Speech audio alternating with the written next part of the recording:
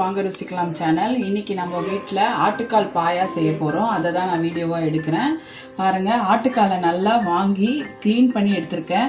2 வாட்டி சுத்தணையில் போட்டு கழுவி அதில் மேலே இருக்கிறதுலாம் இந்த மாதிரி கத்தியில் கீறி எடுத்திருக்கேன். இந்த மாதிரி எடுத்திங்கன்னா க்ளீன் ஆகிடும். இப்போ நான் ஒரு காலில் கொஞ்சமாக எடுத்து உங்களுக்கு செஞ்சு காட்டுறேன். பாருங்கள், இதில் ஃபஸ்ட்டு மஞ்சள்தூள் போட்டு இதை நல்லா பிசைஞ்சுக்கோங்க. ஏன்னா இதில் இருக்க நீச்சு ஸ்மெல்லாம் போகிறதுக்கு தான் மஞ்சள்தூள் போட்டிருக்கேன். இதை நல்லா பிசைஞ்சு ஒரு 2 மினிட்ஸ் அப்படியே இதை ரெஸ்டிங்கில் விட்டுருங்க. செய்கிறதுக்கு ஃபஸ்ட்டு ஆட்டுக்காலை வேக வச்சுக்கணும். அதுக்கு ஒரு குக்கரில் ஒரு குழிக்கரண்டி எண்ணெய் ஊற்றிக்கோங்க.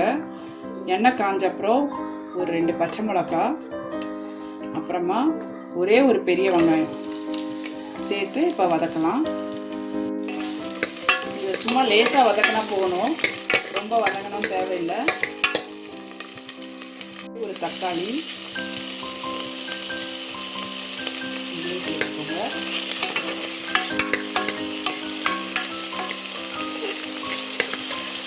பேஸ்ட்டு 1 டீஸ்பூன் இப்போ சேர்த்துக்கலாம்.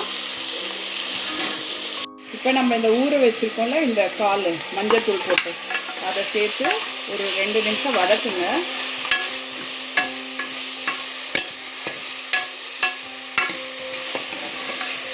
கால் முழுகிற அளவுக்கு நம்ம தண்ணி சேர்த்துக்கோம்.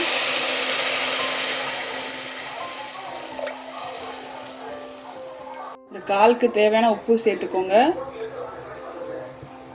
க்ளோஸ் பண்ணிட்டேன். ஹை ஃப்ளேம்லேயே நான் ஒரு 10லேருந்து 12 விசில் விட போகிறேன். ஆட்டுக்கால் பாயாக்கு ஒரு பேஸ்ட் அரைக்க போகிறோம். அதுக்கு நான் ஒரு 1/4 முடி தேங்காய், துருவின தேங்காய் எடுத்திருக்கேன். முந்திரி ஊற வச்சுருக்கேன், அதையும் சேர்த்துக்கிறேன். ஆட்டுக்கால் பாயாக்கு ஏற்கனவே பச்சை மிளகாய் சேர்த்து வேக வச்சுருக்கோம். இப்போயும் அரைக்கிறதுக்கு ஒரு 4 பச்சை மிளகாய் சேர்த்துக்கிறேன்.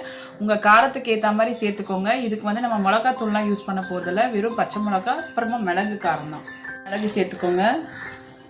ஜீரகம், இது எதுக்கு சேர்க்குறோன்னா டைஜஷனுக்கு. டீஸ்பூன் சோம்பு அரைச்சி செஞ்சால் சூப்பராக வாசனையாகவும் இருக்கும், டேஸ்ட்டாகவும் இருக்கும். 2 டீஸ்பூன் ஊற வச்சுருக்கேங்க, அதையும் சேர்த்துக்கிறேன். இதெல்லாம் நல்லா திக்கு பேஸ்ட்டாக அரைச்சி எடுத்துகிட்டு வரலாம். இந்த மாதிரி திக்கு பேஸ்ட்டாக அரைச்சி எடுத்துக்கோங்க. 10 விசிலுக்கு அப்புறம் பாருங்கள், பாயா எவ்வளோ சாஃப்டாக வெந்து வந்திருக்கு. இப்போ நம்ம பாயா செய்யலாம். கொஞ்சமாக எண்ணெய் சேர்த்துக்கோங்க. சேர்த்துட்டு ஒரு துண்டு பட்டை, 4 லவங்கம் சேர்த்துக்கோங்க. சோம்பு 1 டீஸ்பூன், வெங்காயம் பொடியாக நறுக்கியிருக்கேன், அதை சேர்த்துக்கிறேன். உங்களுக்கு கிரேவி எவ்வளோ வேணுமோ அந்த அளவுக்கு நீங்கள் வெங்காயம் சேர்த்துக்கோங்க.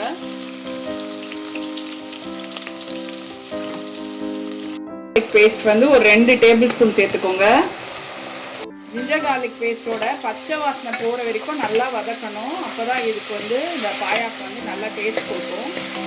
கால் வேக வைக்கும்போது உப்பு சேர்த்துருக்கோம், அதனால் இப்போ இந்த கிரேவிக்கு தேவையான உப்பு சேர்த்துக்கிறேன். இப்போ 3 வெங்காயம் பொடியாக நறுக்குனதை சேர்த்துருக்கேன். அதை நல்லா பொன்னிறமாக வதக்குங்க. 2 தக்காளி பொடியாக நறுக்கியிருக்கேன், அதையும் சேர்த்துக்கிறேன். இப்போ இதையும் நல்லா வதக்குங்க. இப்போ மஞ்சள் தூள் ஒரு 1/4 டீஸ்பூன் சேர்த்துக்கோங்க. காஷ்மீரி ரெட் சில்லி நான் கலருக்காக தான் சேர்க்குறேன். நம்ம இதுக்கு மிளகாத்தூள் யூஸ் பண்ண போகிறதில்ல, வெறும் பச்சை மிளகாவும் மிளகு காரம் தான். சும்மா கலருக்காக சேர்க்குறேன். இது ஆப்ஷனல் தான், வேணும்னா சேர்த்துக்கோங்க. இல்லைனா உங்களுக்கு எல்லோயிஷ் கலராக வேணும்னா அப்படியே விட்டுருங்க. நான் இப்போ கொஞ்சம் கலராக வேணும்னு இதை சேர்க்குறேன். வேக வச்ச ஆட்டுக்கால் பாயாவை அப்படியே தண்ணியோடு சேர்த்துக்கோங்க.